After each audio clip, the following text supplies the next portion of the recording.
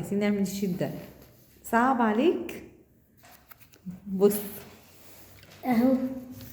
اهو ايه، انا لسه قلت هنعمل ايه. بص اسمعني، كل ما تلاقي الاي والاو هتحط لي عليهم دايره.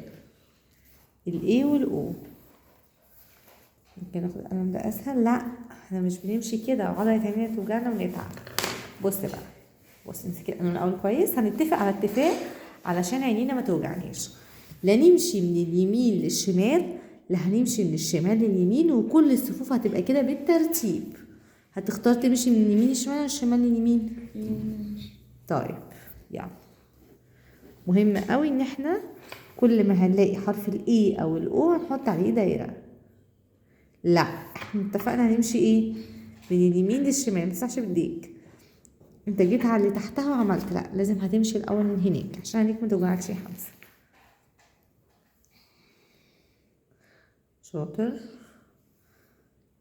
كل ما هتلاقي لتر اي او او هتحطي عليه دايره.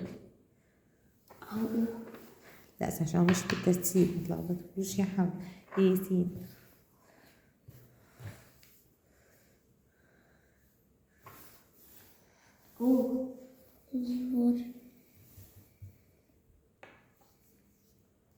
لو سمحت يا ياسين احترم دور اخونا.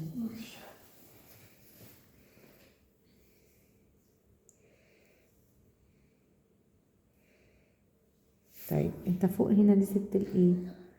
مش تمشي بالراحه، ندور بالراحه.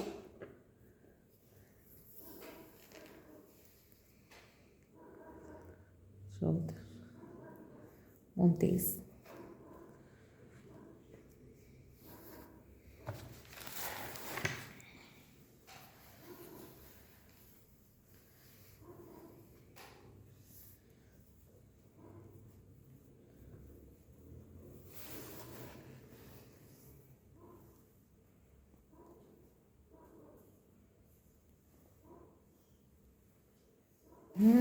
ركز اهو. سبته ليه؟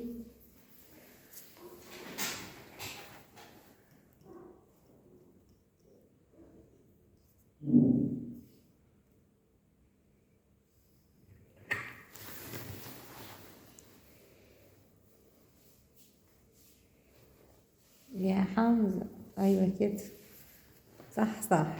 مركز.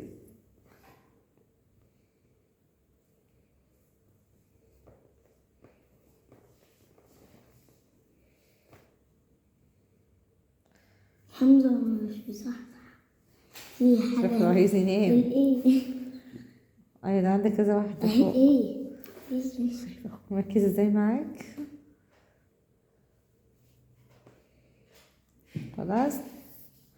بص بقى، اهم حاجة في النشاط ده واحنا بنعمله ان احنا نمشي من الشمال لليمين او من اليمين للشمال. تاني حاجة لازم نمشي بالترتيب، الصف الاول التاني التالت. طب وانا بعمل كده لقيت كده لا ما انزلش على كده. طالما انا ماشي كده اكمل كده. ماشي دي اهم حاجة عشان ما توجعنيش.